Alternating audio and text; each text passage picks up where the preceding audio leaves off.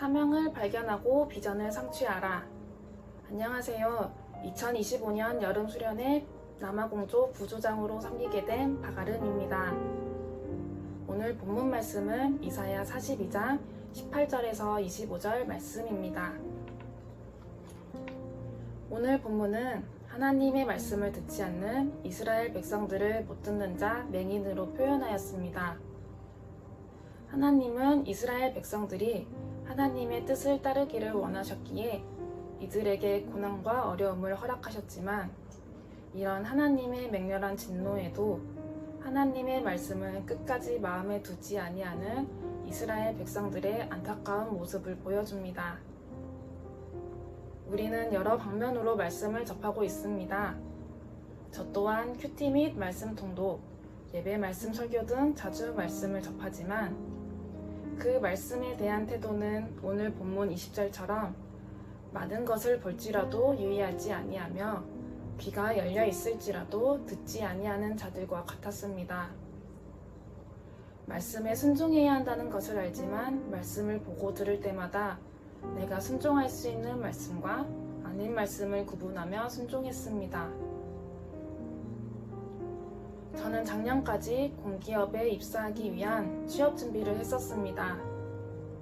하나님께서 제게 주신 사명과 비전을 제대로 구하지도 않은 채 그동안 쌓은 경력과 지식을 가지고 내 역량을 펼칠 수 있는 곳, 그리고 그 너머 안정적이고 괜찮아 보이는 삶의 길을 갈망하며 스스로 만든 기준을 세웠습니다.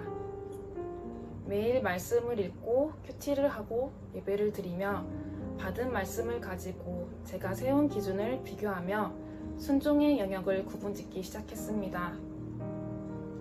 이때 당시 설교를 통해 예레미야 33장 3절 너는 내게 부르짖으라 내가 내게 응답하겠고 내가 알지 못하는 크고 은밀한 일을 내게 보이리라 라는 말씀을 마음에 품으면서 매일 기도는 했지만 하나님께서 원하시는 기도, 하나님의 뜻을 구하는 기도는 하지 않고 나의 취업을 위해 부르짖었습니다. 그렇게 열심히 기도하고 공부하면서 하나님의 뜻으로 취업 준비를 한다고 했지만 생각지도 못한 부분에서 서류 탈락이 반복되었고 이 과정을 통해 하나님의 뜻을 다시 생각하게 되었습니다. 제가 그 직장에 들어가기 위한 진짜 목적은 안정적이고 여유로운 삶이었지만 겉으로는 하나님의 영광을 드러내는 삶을 위한 것이라는 신앙적인 이유를 갖췄습니다.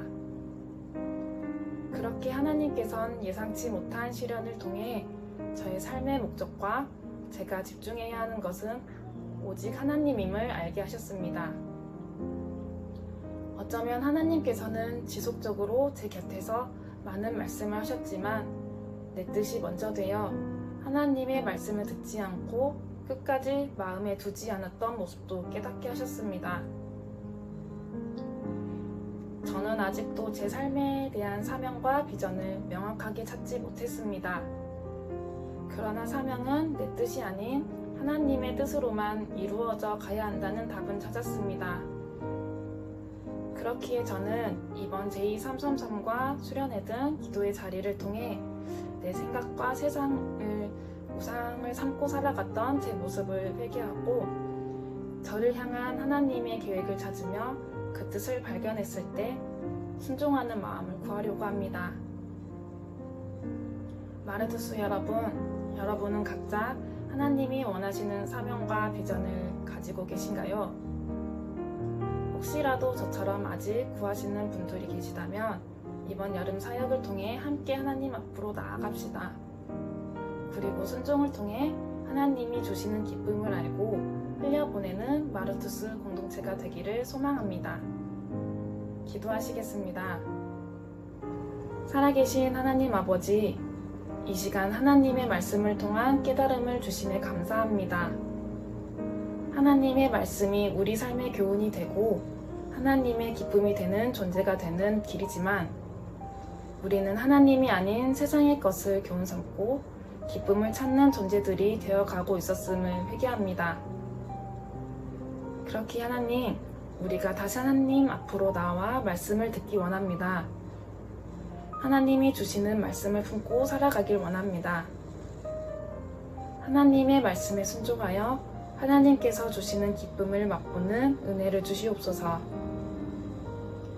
하나님 또한 우리 마르투스가 제2333과 수련회를 통해 하나님을 만나고 하나님의 일하심을 경험하며 이전과 다른 새로운 삶으로 변화되는 자리가 될 수 있도록 함께하여 주시옵소서. 예수님의 이름으로 기도드립니다. 아멘.